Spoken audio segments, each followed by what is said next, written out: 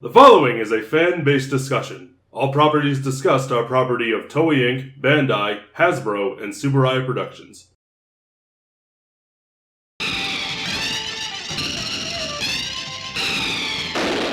Hello everyone and welcome back to another episode of Tokucast Reviews. Happy Pride Month. It is episode number 177. And what way to better celebrate Pride Month than explosions? A lot of explosions of color in this one too. Yes, Jesus Christ. Explosions, big color bombs going off, color smoke bombs going off behind our heroes. Yeah. Becoming our heroes. Yeah. Being our heroes. He said, the producer of the show, you said they used the highest quality of gunpowder for this, and it shows. I'm willing to believe that. The proof is in the pudding. Yep. My goodness. Our review. Marcus and Jacob here to discuss Dynaman. Oh boy. Lots of explosions. A lot of explosions. A lot of me enjoying the shows that... Kagaku Sentai After we Dynaman. came from Inazuman and go into this, and next time we go into Soul Brain. Yes. And then Ultra 7, and then back to Sentai with Flashman. Yes. I'm just so excited for our next four reviews. I've already finished Soul Brain. I'm good way into Ultra 7. It's just like... You've been texting me about Ultra 7, and I'm excited to watch this one. Heard a lot of good things. There's just been... With Dynaman, like, it gets so much better towards the end. And the next two, I'm just like, oh, you're going to hear me. It's going to be positivity out the asshole. And I'm so excited for it. Best place for it to come out. Anywho, Dynaman. Yes. Kagaku Sentai Dynaman. Explosions. The baseball. Let's talk about actually some of that before we get into the opening. Okay. Because the way that this show is originally going to be made as a V-Leaguer, man, Yaku Sentai V-Leaguer, which baseball Sentai V-Leaguer, they were just like, oh, that's not cool. So they scrapped that. A production change, I think, for the better. But man, did they scrap it late. Very late, at least in terms of their costumes. The costumes. Very late, because who knows how far into production that actually happened. The Robo, because when they put the Robo together, they say a combination like Grand Slam. And that's still there. In their voices. So it's just like, oh, that really got changed late. No, let's just pivot to science. Just generally science. All of it. Every discipline. Also, before, like, in the opening itself, you could still hear the baseball hitting the ball. You can hear a crack of the bat. Yeah. And it's just like, oh, y'all did this five. That was Hibiki. That was some Hibiki level changes. Some 11th hour changes. I mean, we have, like, eye catches and pre-production thing where it has the V-Leaguer thing on them. It's just, it changed really quickly, really drastically, more or less, but so many things ended up being left over. It's shows like this that really make me lament the lack of, like, in-depth behind the scenes that we don't have. I'm just surprised we got as much as we did with I know, that's crazy that we have as much as we do, but like what I wouldn't give for, like, an in-depth documentary on every single season of Sentai, that would be great. And, like, Chinaman, that was supposed to be Die Ranger, that got scrapped pretty early to be racist. But then the fact that they wound up using it later. In Akiba Ranger. It's just like, and the best episode of Akiba Ranger, I will say that hands down. that the exercise bike. The opening sequence that they did made me pee myself. So funny. But Dynaman. Yeah, let's talk about the opening. Dynaman. Bakahatsuda. I like this a lot. It's good. It is a good one. It's quite the good one. Dynaman is just like, what if we did good things here? This is also the time of about... Helps set the pace, I think, for the rest of the show. Yes, because it's very explosive. This is Sentai's, really, it's big change time. Where the episodes got shorter because of a news program going over by 5 minutes, so things got shortened, and so we stopped getting a lot of repetition in some of the action sequences. And robo fights got shorter because, let's face it, at this time they all ended the same way. Yeah. Weirdly enough, you do see a lot of changes, like story-wise as the show goes along, which I wasn't expecting. Yep. Because the past several that we've watched, they start in one place, they end in another. Usually around the last 5 episodes or so, there'll be like a villain betrayal. Some new bad guy will show up. And that's where the change will happen. But in this one, like that does happen. It does, but it also takes a very big gulp of haterade. One character starts the hateration and the holleration and the dinery. Dyna spelled D-Y-N-A. 5 comedy points. Thank you. Mary J. Blige approves. But yeah, this one is just like, what if we actually had some consequences for the things that we did? Set up a rivalry really early. And then, although it happens really late after Zenobia comes in about episode 37. 37, yeah. That's when the show really starts to, okay, we're going to have some lasting consequences for the things that we do. It's where things really start to get serious. Yeah.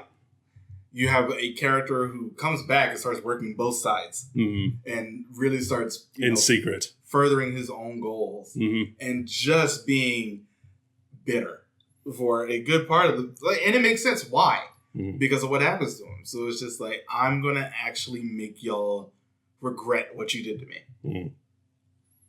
Yeah, this show gets real interesting near the end. It's one of those things like, this is sort of why the shortened time frame was definitely needed because it helps a story be a little bit more concise. 2, it gets rid of a lot of the repetition that all the previous Sentai had.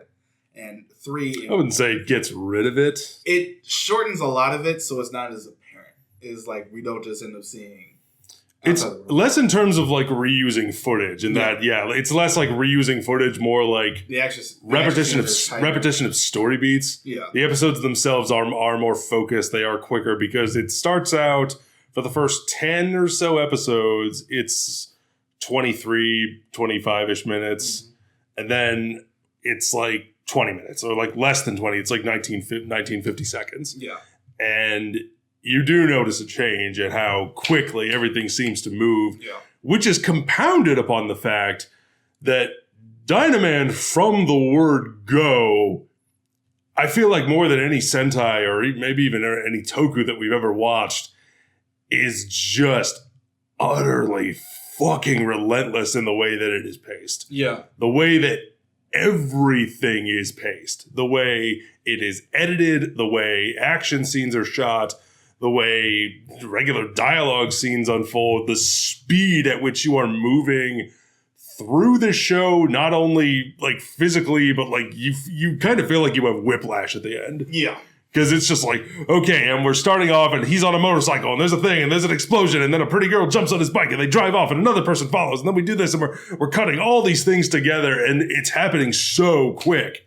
Just like boom, boom, boom, boom, boom. And it's not an action scenes. It's not just, we're going to stand here, we're going to fight. It's like, we're going to stand here, we're going to fight. And now we're going to run this way, we're going to run this way. We're going to cut to so many different angles. Like this, more than anything, I want to see the behind the scenes on the stunt work. Just to see how it's done. Because they got so much coverage of so many fights. Yeah. And for those who don't know what I mean, like you're shooting it from different angles. It's like we have, one of our heroes fighting a horde of the minions. And they're fighting them, and they're fighting them off, hitting them with swords, punching them, explosions are going off. And it's like, you shot this from so many angles, you're cutting between each angle so quickly. There are shots in this show where, like, a ranger will do, like, an explosion finisher. There'll be, like, 3 distinct places where they have set up special effects for the explosions. For a practical explosion that is in camera, that, multiple stuntmen or stunt performers are around and, really close to these flames. And I don't know if they performed that same stunt multiple times or if they just had multiple cameras set up. Yeah. I don't know, but it's like we hold here for like a split second as someone, and then explosion, and then we cut above. And we see the same action and we see the explosion. People jumping over the lens, people running down hills, people holding on to gondolas. It's that was wild. We need the time. I want to give like special attention to that episode in particular. Because Black and Blue did their own. We talked about this in our stunt video, but it's just like Black and Blue did their own stunts in this. Yeah. And Black did some insane ones. This stunt in particular, the episode where they're at this like empty water park, like a theme park. It's like an aquarium, amusement park type place. And for anyone who has been to one of those where they have like a sky gondola that you ride in and it takes you from like one end of the park to the other, that sort of thing. Used to have one. They don't have it anymore, but I think if you end up going to Disney World, you can still see the pylons where they were on. Yeah, Disneyland used to have them. I think like Busch Gardens probably has them still. Yeah.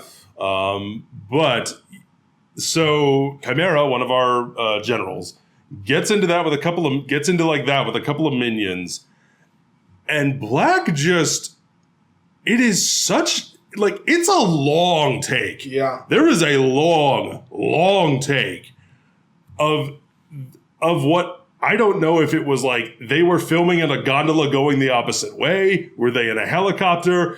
Did they just throw a camera up into the air and just pray that they could catch it? I don't know. But there is a long shot of him, like, you see him. It's not just that you see him hanging. You see him, like, run, jump, get a hold of the gondola, and then it hangs, and, like, the shot just holds as it's carrying him over the water. And it's, like, a big drop.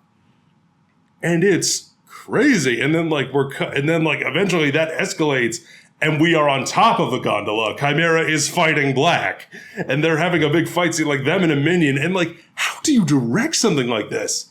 How do you choreograph something like this? There's another one where they're like in a helicopter over the water, and the other Dynamen are down there on speedboats. Yeah. And it's like, this is cool and crazy. This is crazy cool. This is crazy, sexy, cool. 1994 album by TLC. I give you another 5 comedy points. Thank you. But yeah, it's just wild. It's so crazy. Yeah. I love it. And it keeps this pace up throughout the entire 51 episodes. Which is saying something, because you think somebody would just be like, all right, take 5. We're just going to fight down here. No. One of my favorite episodes, actually, is one where they're doing like a whole bunch of action. It's the 2 episodes there in Mount Asal. Mm-hmm. The one with like, we're gonna blow up this volcano, and then this other one, like the next episode, they're gonna like cause an earthquake or something. Yeah. And just because of the fact that the area is so hilly, they're just running up and down hills, explosions going left and right, Dynaman, super dynamite, and I love when Sentai go to different places. Yeah. It's like one of my favorite things. Yeah. But something like that is just so cool to me. Seeing them do so much in this new location to really take advantage of the terrain. Yeah. I love those 2 episodes of Dynaman. They're honestly my favorite. They do that a lot, even in scenes that aren't action focused. There is a scene in one episode where they're running around like a rural area and they're looking for somebody. And it's like Blue runs past the camera, like stops in front of the camera, calls out the person's name, and like keeps running. And the camera just tilts up slightly. And it's like a rocky kind of like outcropping about 10 or 12 feet up. And Yellow just like runs to the top and like he's perfectly in frame. And it's like, what kind of mad genius was the DP on this thing? Every single shot, it's like, for as relentless and crazy and over the top as the action can get, they still managed to do a good job of keeping things in frame for the most part. And they did it until the end of the 80s. And then we have, there are some episodes where the shaky cam does get a little too, it gets a little Paul Greengrassy where it just feels like, oh my goodness, I can't see anything. Where like they literally just handed it off to the DP and they just fucking ran and followed the stunt performers as they were fighting each other, and like they might have tripped over a rock and the director said, just keep going. We got to get this shot. We're losing daylight. But there's so much forensic action that you're just like, sure. Again, it matches the pacing of the rest of the show. God, the show though. Like I wouldn't say, and I know I'm giving like my full opinion early before we really get into the characters and everybody. It's like I don't think that it holds up to like Bio or of course nothing holds up to Change really. Or Flash or Live, but it's just all of those together. You notice I excluded Mask. It's such a treat, in all honesty, which is why I think, on the whole, this might be one of my more like I really like this era of Sentai. I like a lot of the 90s one as well, but I think this one just holds up a little bit. This is one of the better ones. Yeah. This is one of the better ones. Yeah. And when they actually give it a story, and it's something that every other Sentai afterwards will have, to some extent. I mean, having one's a little bit more episodic, like Deca Ranger, which is when we get into Soul Brain, I really am talking about Deca Ranger there, and the fact that we the 20th anniversary thing just came out, so that we'll be reviewing that soon. Yeah, we will. But yeah, it's just seeing this show. I was not expecting to just get as invested as I did. But I binged the hell out of this. Not just because of the fact that it was only 19 minutes an episode, so it really ended up helping. It can go by pretty quick. Yeah, you get rid of the opening, you get rid of the ending, and you're good. It's like, you watch it, you do the same thing with an anime. You can finish a 13-episode series in a quick afternoon. Yeah. But yeah, this was really a fun watch more than anything else. I just enjoyed my time watching this show. I enjoyed my time watching Soul Brain, and I will enjoy my time finishing up Ultra 7. And I know, because I've already started it, Flash Man is just going to be enjoyment. So much enjoyment over the next 4 shows we get to do, including this. Hopefully I feel the same way. Hopefully we're on a hot streak. Yes! We needed it after Kikairen announcement. Yep. But yeah, back to this. God, I don't even really know. I feel like we have to talk about the characters here because the characters end up being a little bit more of the story. But I sort of want to talk about the first episode and how much it makes Megiddo hate Red. They start the rivalry between General A and our Red Ranger so much faster than I would have thought. Yeah, and if you especially if you watch watch anime, manga, Sentai around this time, this trope of like one of the generals in particular has a beef with the leader is a trope that is prevalent, I believe, in Japanese media. It's usually just like the one general. Yeah, and the Red Ranger, and then like everyone else is just kind of background dressing. But I mean, there are no particular rivalries. You really see it in Char and Amuro from Gundam, the original Gundam. That's really what this sort of feels like. But in this case, it's just like the bad guys are all worried about their tails. They are a tailed people. Yeah, they evolved from lizards. Yes, little Super Mario Brothers there. Yeah. Oh Jesus. The live action one. The more tails that you have, the more status that you have, and the stronger that you are. And in this case, Red and Megiddo get into it in the first episode, and Red cuts off one of his tails. Yes. So that was it. It was on site from then on between those two. That was when the hateration started for Megiddo. He just started sipping haterade, never put it down. Is there anyone in particular you want to talk about first? Let's just go in order to the actual team. Fair enough. And then we'll get to the villains because that's really where the story really starts with Megiddo and Zenobia later on. Because I sort of want to talk about the generals as a whole and how they all sort of circle Megiddo as the story ends.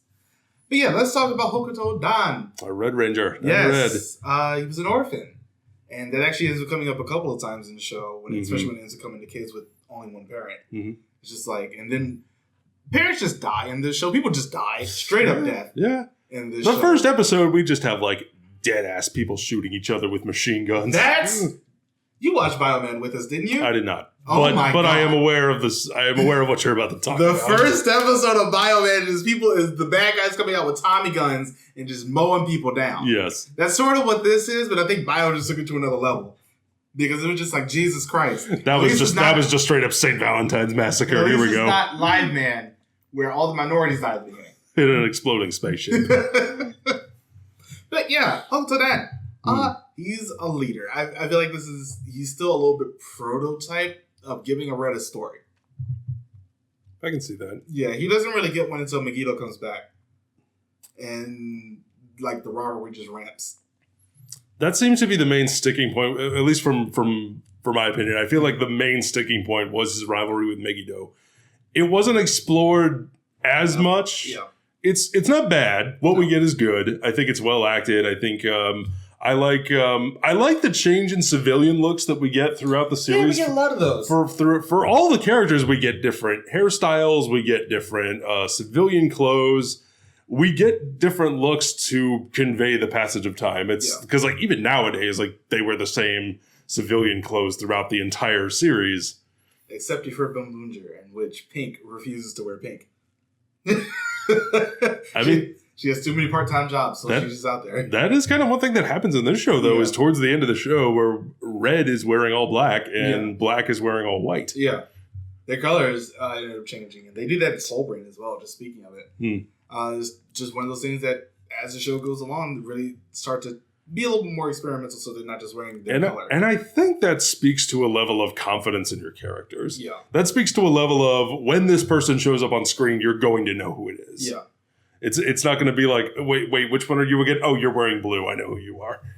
Because no, there are episodes where like the Yellow Ranger is wearing all blue, but then he transforms and it's like, oh, that was not who I thought it was. And it's like no, you have to latch on to what their personalities are. Yeah. How are they acting in the scenes? What are they inventing? What sort of, because every one of them has their own interests. They have their own backgrounds. What sort of thing are they interacting with in such a way that lets you identify them? And Dan is he's the most well-trained. Well, no, I actually wouldn't even say that, because it's probably him and Black that are the most... He's probably the most traditionally disciplined, because he's a boxer, he does kendo, he likes motorcycles. Yeah. It's very like... I guess you would say like classically masculine things that I like to do. Masculine man number 4. Yes. Number 4. Green 4. He's an Exceed draft. Oh, goody. Green 2. But yeah, I like Dan. You know, there's not really a lot to say about him in some cases. Mm-hmm. His relationship and rivalry with Megiddo is probably one of the main things of the end of the story. Mm-hmm. Because Megiddo just hates you with the 4.5. Mm-hmm. But yeah, I like Dan. I like his energy. I like the fact that he's a bit more headstrong. I will give him that, because he does make mistakes. Mm. He's not perfect. And, you know, he has an actual personality that's like, oh, I have to really make up for the thing that I just did. Yeah. This happens towards the end of the show, too, where it's just like, ugh. Mm. I messed up. My bad. Sorry, guys. Whoops. Dyna Black. The man, the myth, the Soji's dad from Kyoryuger. And Pink is Soji's mom. Oh, interesting. Yep. Mm-hmm. Yeah, oh God. Anytime that episode focused on him, I knew we were about to get some good action. Weirdly enough, I feel like he got the most focus episodes out of anybody. Do you think? Because I feel like he did. I honestly think it was split between him and Pink. He got a lot. I feel like with Black, the choice to make him a ninja, it gives you some great action. Absolutely. Yeah. Like you were just saying, the action that they use from him and the in-camera stunt work that he does is incredible, where they have him just dangling from wires and climbing up trees and leaping and hiding and doing all this stuff. Dangling from the gondola, as I was describing earlier. Great actor, great physical performance, great physical acting. I feel like they might have made him a little too powerful in terms of his ninja abilities. There are some cases where it feels like, I feel like cloning yourself might be very beneficial right about now, but you're not doing it because we want the scene. You're doing it because hand of the author says we have to let this scene play out a different way. Yeah, this is one of those things that anytime you end up bringing up a ninja after this, especially for Yellow Mask. I was going to say Yellow Mask, yeah. All of the Kaku Rangers, all of the Ninjas, all of the Hurricanegers. It's just like, oh, we do a lot as Ninja. And, I really did appreciate, because the clone thing didn't even come in until later in the show. It does, but at the same time, like, once it happens, it's like, I feel like that would solve a little too many problems. Except for the one where they had to fight the one that learned while fighting them. Yeah. Who was such a good boy. What was it, Spiky Ant? Yeah. He was such a good boy. he should have calmed down after a little bit and not got himself killed. Oh. He was a good boy. Yeah. But even with that said, Dyna Black, again, it's interesting that, like, he is the one fantastical. Yeah. The one with a fantastical background. He is a descendant of Ninja. Yeah, it's the Iga clan. Yeah. He's like a descendant of the Iga clan. He also master of the ninja arts. Power up. in like any Sentai ever with the Battle Tector. It's just they gave him a lot. It feels like more than anything, man, do they want him to be the main character of the show? I was gonna say the same thing. Yeah, it feels like there are many times where it feels like he is the lead. Yeah. And to be fair, he's a much more interesting character to follow than Red. I was going to say, because you have that ninja element and because you have him with these fantastical powers and you have an actor who was able to portray that on screen so well, the actor does such a good job with him, it leads him to feel a little disconnected from the rest of the team. Yeah. He's not bad. No. Again, like, I love having him there. He's responsible for some of the best action in the show. But it does leave him feeling a bit disconnected. Like, when he comes in as White Mask, in that one... Oh, I thought that was great. Him coming in as White Mask is great. I loved him. He was the one I'm just like... I love watching the show because of... partially because of him and partially because of Pink. Those are my two in this show. I think it also helps that I've just seen them so much more recently. I follow Pink on Twitter. Oh, really? Yeah, she just updates things about her life. How's she doing? She's doing great. That's good to know. She was doing some cherry blossom thing a couple weeks ago. Oh, that's nice. It was nice to see. Dyna Blue. Yosuke. He doesn't get as much to do. The dude is ripped. You do see him without his shirt quite a few times. And he's so jacked in this show. Because you think about how, like, our image of, like, what, like, a specimen looks like. Yeah. Of how, like, physical fitness has changed throughout the years and how it changed from being, like, a circus strongman in the 50s to, you know, Arnold Schwarzenegger in the 80s. And then we have, you know, him, and he is just... Because his character is primarily, like, a swimmer. Yeah. He loves being around the water, loves swimming, and the dude has the physique of someone who looks like the water physically would want to move out of his way so that he doesn't get hurt. He's just so...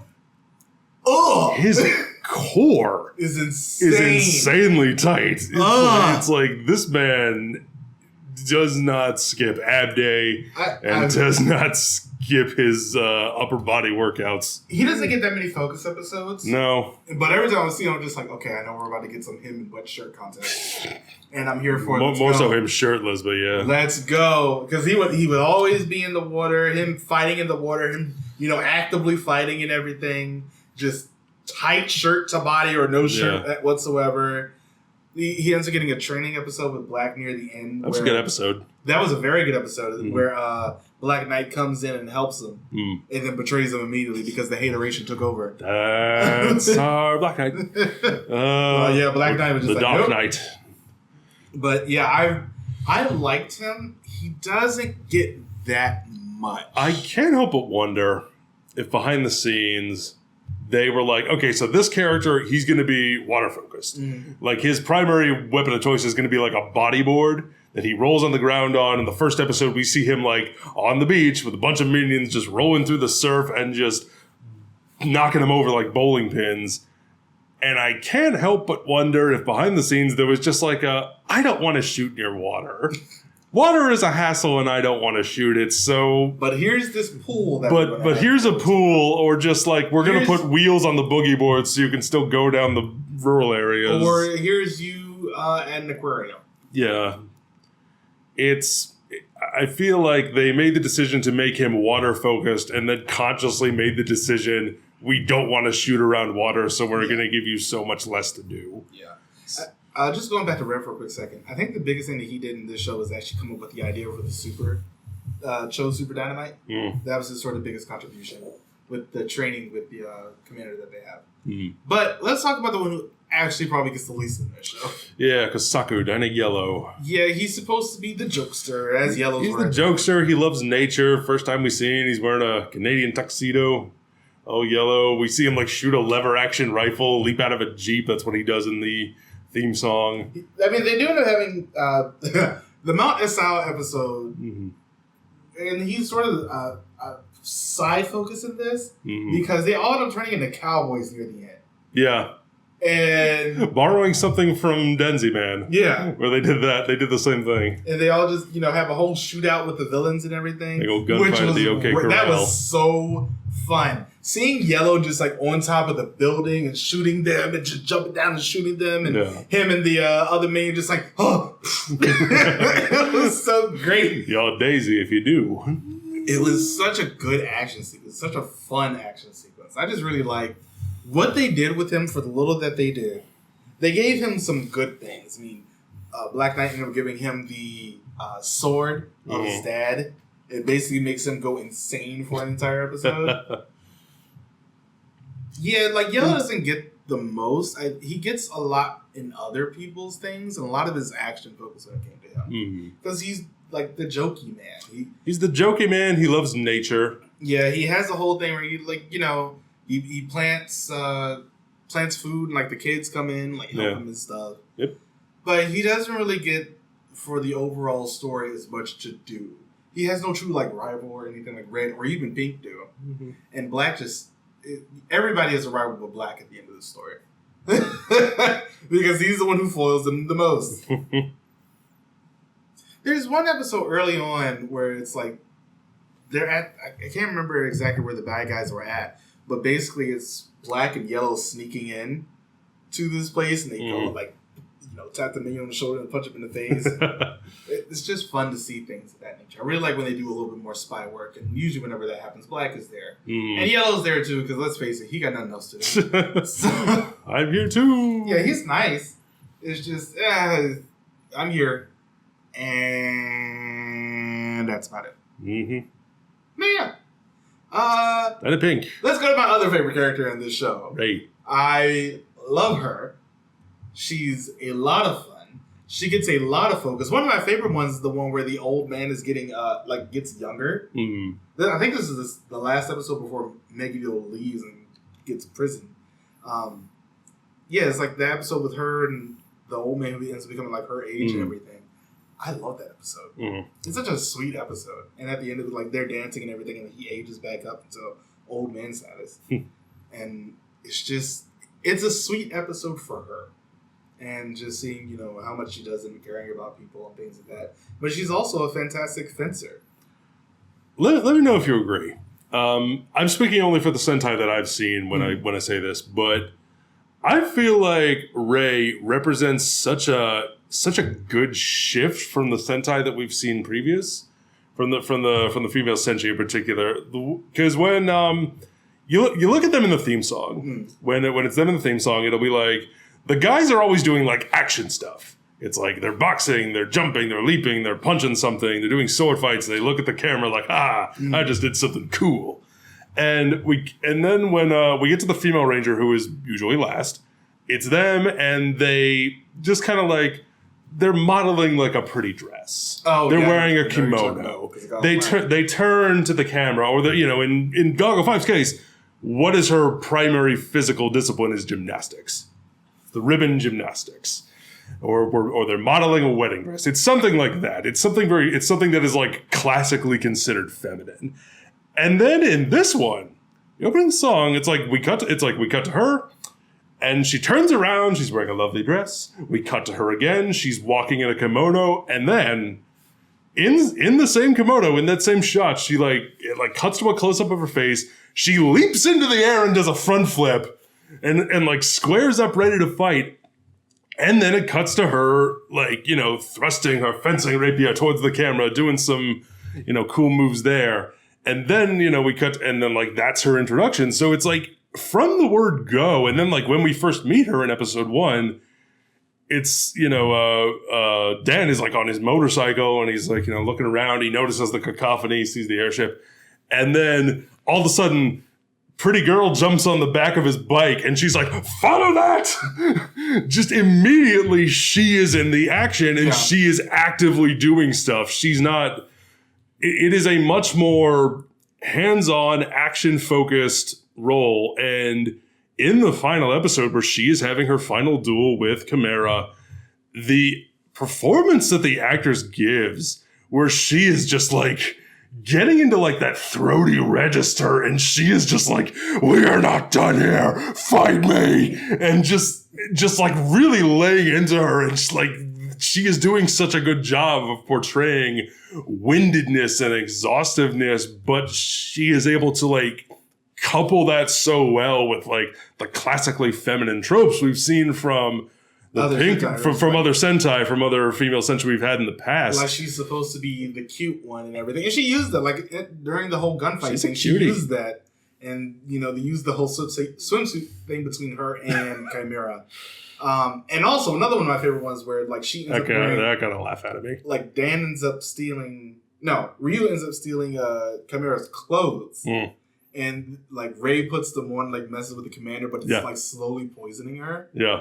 With evil. Yeah, and then there's like the whole thing where they finally like get the clothes off after it's been like the colors are being controlled by a monster, so it's affecting everybody who's wearing that color. Yeah, and like slowly poisoning them and slowly killing Ray. But she's like, I'm gonna power through this and come up here and fight, even though I really can't, fight as well as I possibly could. And then they finally get the clothes off, and she goes and changes.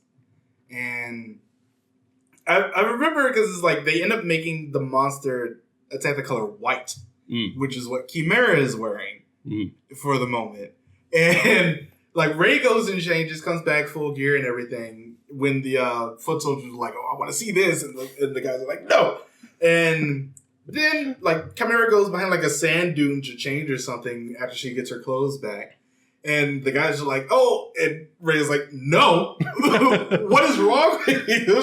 She stands in front of the monster, and Chimera's like, "We're not doing this." Like, I can't help. Like, I really, really like her character. I think she's one of the Showa era. I think she's easily one of the best female Sentai we've had. And it's she's great. This feels a little bit like, I'm not going to say Pink 5 went back, but she is a little bit more elegant. Pink 5 is, but she's also really strong. It's like I feel like Ray, Pink 5, and what is her name from Flash, man? I'm gonna look it up real quick because I like those three together, and of course Changeman. Like those four is like we're gonna make much better 5 because of there are 2 being on the Changeman team. Okay, so I think it's 6 in total, and of course. 7. Okay, so 7. The 7 females at this time from like Dynaman going forward is like they have more. They have more to do. They are stronger characters. Lou and Sarah from Flashman. Oh, I can't wait to talk about them. But yeah, it's just like we're gonna be stronger characters here. We're gonna write the female characters better. And of course, every Sentai after this, up until Live Man, has 2 women in it for the first time. And I think it's just Ray is such a good prototype for what we're really going to end up doing better for our female characters and actually giving them something to do that isn't just turned into... That isn't just giving them the costume change episode. Yeah. That isn't just, you are pretty. Which is weird, because you would think coming from Mobile Ranger, who was, pretty self-sufficient. And even Battle Fever, who was also pretty self-sufficient, and Jekka and everything. It seems like they regressed a little bit with how the characters were portrayed, at least the female characters. But Ray feels like this is going to be the template from here on out. And I really appreciate that from the writers, and I really appreciate that from her actress, because she just really embodied that character to me. She was strong, she was independent, she needed no man, and I can't help but appreciate her for it. I really like her. And that's why I'm just like Black and Pink. Blackpink! There you go. My 2 favorites. There you go. From this show. Moving on. The commander actually had something to do in this show. Dr. Yumino. Yeah, he accidentally made retro genes that would sort of bring out whoops. Extinct genealogy in people, giving them bigger ears, horns in some cases, or in the case of the Jashinka, it would give them more tails, which was not a good thing. As it turns out, is not a good thing. Yeah. You get to a certain point, it's like, maybe don't go beyond that. Yeah. Let's to find out. How do we want to break the villain down? You want to go line by line? Get to him. I want to say something about Yumino because they usually don't give any commander a presence in the story. Like, he's just sort of there. I mean, you talk about the last couple we reviewed. In the first episode, that's usually the only episode they're in. And then after that, it's like them and the kids. Yeah.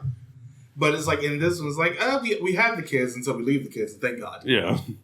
It's like we actively give them something to do. Oh yeah, I mean, you think about Goggle 5. The commander shows up in the first episode and is like, "Okay, you're red, you're blue, you're pink, you're bananas, whatever," and then go on, and then he just leaves. Yeah, he's just gone from the show until the last episode. Yeah, but I mean, they really don't give that much characterization to Yumino. He did have somebody he was in love with who died, and that was around the same time that he did the Retro Genes about 15 years before the show started.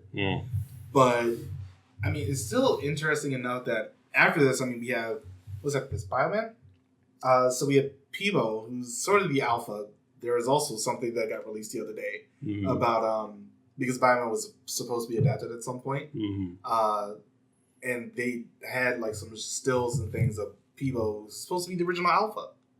Yeah, Bioman was after this. Yeah, and it's just good to see you know having those side characters, and of course we get the Change Man where the commander of their team is such a main character at the end, like even more so than Yumino, where it's like there are actual consequences for the things that the commander did in Change Man. Yeah, I want to rewatch that show so bad. It'll be my third time rewatching it, and I don't give a damn. I love Change Man. I've talked about this show ad nauseum. I know you do. Freaking Ahames.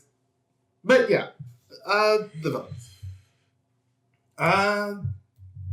We could just go. I want to talk. You want to just like talk about them as a whole? Yeah. Okay, so as a whole, I want to say, in terms of design, in terms of their costumes, these are some of my favorite villains ever. Aton, Kar, Megiddo, Chimera, yeah, Zenobia, who was a proto Ahamis.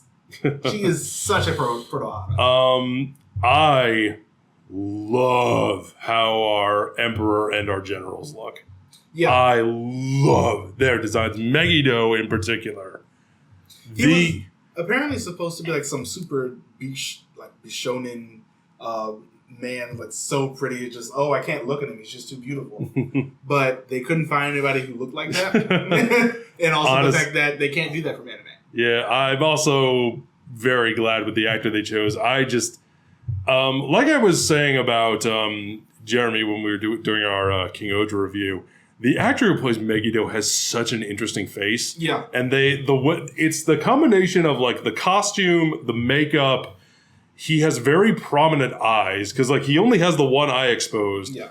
And the actor is so good at using his face and making his eye very prominent. Yeah. And also making his teeth very prominent. He has a very long face. He's got a long face and he has like long front teeth. So when he talks, they're emphasized in such a way that like it's such a good contrast of like the dark on his face with like the white of his eyes and the white of his teeth. And the actor is so good at using his face and working through the makeup and the costume. Also that it really, really works, and I love it. General Carr himself, because I don't think Aton really doesn't do much until the end of the story. Love General Carr's look. Yeah, General Carr looked great. I like the fact that he stayed in the base up until like the midway point. Right up until the point where they like came with those new enemies. Yeah. And then he comes out and just shows like, I'm strong as hell. I was a general for a reason. I have 7 tails for a goddamn reason. And you're going to deal with me. And I'm going to be a fucking problem. I liked him. But yeah, good makeup. I like the facial hair, the menacing facial hair, and the long black hair. I want to save Megiddo for last because I think we have to talk about because since he was the main part of the story, he was the man. He was the man. He was the Dark Knight. There were 2 others in here, Jira and Gil. They were there. They weren't. Blink and you miss them. Yeah, they were there for 8 episodes in the background. They just Chimera though comes in and basically ends up taking their spot. And an evil witch. She is Megiddo's cousin, so she's Aton's niece. Yeah, because Aton is Megiddo's father. Yeah, I liked her. She was one who was honestly probably on the field more than anybody else because she was always there. She's out there a lot. She's she also helped with making a quick getaway. Yeah, whenever the Dynamen get the upper hand. And she had an actual rivalry with Pink. And I like the fact that it gave the female general a rival on the main team, which is something they really didn't do before. Mm-hmm. So I really appreciated that. But yeah, I liked her. And I liked the animosity that she had with Megiddo at the beginning. And then at the end, she's like, oh, I'm on your side now because you beat your father. Yeah. Zenobia is in such a weird place. One aspect of the show that really didn't work for me was Zenobia. Yeah, she came And in too late. it's not that she comes in too late for me, it's the performance. She wasn't great. It doesn't have the scenery chewing menace that somebody like a Machiko Soga would have brought to this role. Or Ahamez's actor. Because as you brought up many times. Yeah, like Zenobia was in prison because she tried to take over from the Emperor before. And then she doesn't really do much with that until the end. No, not until the end. And then in the end, it's like, Yumino, make me a tail. She does. He does. She dies. Yeah, Megiddo basically... But that does lead in with Megiddo's story, which is the more interesting part. Basically, is them trying to get the retro genes from that place that Dr. Yumino found. It's like Zenobia's got a cool look, but ultimately I found her kind of weak on screen. I didn't find her very intimidating. Yeah, it's a disappointment. She didn't have the gravitas. No. And that really just did not do her character any favors. And looking at this is like, okay, you have a really interesting premise with somebody who tried to take over. Mm-hmm. And she doesn't constantly try to do that until Dark Knight really starts to help her. Mm-hmm. And then, they get the retro genes, they get the machine to make the retro genes happen by kidnapping the doctor and hypnotizing him. Yeah.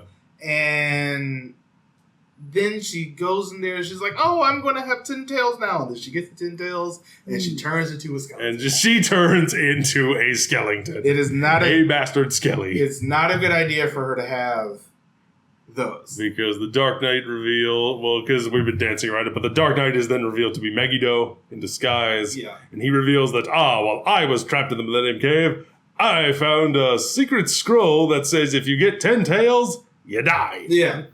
And I kept this a secret. And that was the whole thing for General Emperor Aton throughout this entire thing. He thinks if he beats the Dynaman and takes over the world, he gets his 10th tail. And it's just like, oh, no. And Aton is ultimately mortally wounded by his own son. Yeah. But I think I really like what they do with it, where it's like, Chimera, I have one last message. Tell my son how proud I am that he has become so strong. After failing so many times beforehand, this is why Megiddo ends up getting kicked out and imprisoned in the same place that Zenobia was. Yes. And then he somehow escapes. They don't really do much of that. It's just hand wave. Yeah. There's a reason why, there's a perfectly good reason why he escaped in an explosion. That was actually the Dynaman this time. It wasn't just Gosei. Yeah. But yeah, Megiddo, man, I loved his character at the end. He went out a little bit like a bitch. But because once again, the robot happens and the same thing happens over and over again, which is the biggest minus I can give Dynaman. The robot fights are nowhere near. I feel like a one-on-one duel at sundown between him and Red would have been more thematically relevant. It would have been better for the character, and I think it would have looked cooler. Booba and Changeman. Back to Changeman. Because, it's just like, that's pretty much what they were trying to go for. This is the prototype for a lot of the things they do going on, but it's no more apparent than what happens in Changeman. Because, Red and Dark Knight / Megiddo ends up having their whole final fight. They get on there, giant robot fight, bam, whatever. But in Changeman, you have Booba and Change Dragon. It's a lot more reluctant because Change Dragon didn't want to fight him. It was like, we know what's happening, but Booba's just like, no, I have to do this for my own honor. And interesting. That whole story between the two of them is still one of my favorites. There's a reason why Changeman still ranks so high for me. It feels like Dynaman's villains, they were good and they're constantly wanting to backstab each other, and then Megiddo escaping and being really bitter and just working both sides against adopting a new identity and all that. Yeah, doing good things, doing bad things, just to piss people off. And I really enjoyed that part of his character, but you end up seeing some things that are just like, oh, I can see where because we watch other things that come after this now. It's like, oh, I can see where they get the inspiration from this character and just other show. They get it from him. Or they get it from Zenobia and Ahanes, who's a, Zenobia done right. Yeah, I really do like this show, though. I really do. I can honestly say that. It's a fun show. It's an easy watch, in all honesty. Even if 51 episodes didn't feel that long because every episode... Because the episodes are shorter up to a point, yeah. It's just like, yeah, I can see it. And I'm just really happy that we're seem to be on this streak. Because our next review in Soul Brain is just going to be me just, the entire time. Because it's a police procedural, and they'll speak to me. It's a fun time. And Dynaman, definitely do watch it. You see just so much of where things are going to go. Yes. This gets my recommendation as well. But yeah. So join us next time, as we said, for Soul Brain. We're going back to Metal Heroes. And then after that, Ultra 7. Yes! Followed by Flashman. Yes! There was I know. I made the Nike swoop in my voice. There you go. But yeah. Let us know what you think about Dynaman in the comments below. Don't forget to join us on all the things, and we'll see you next time. Bye, everybody. Thank you for watching.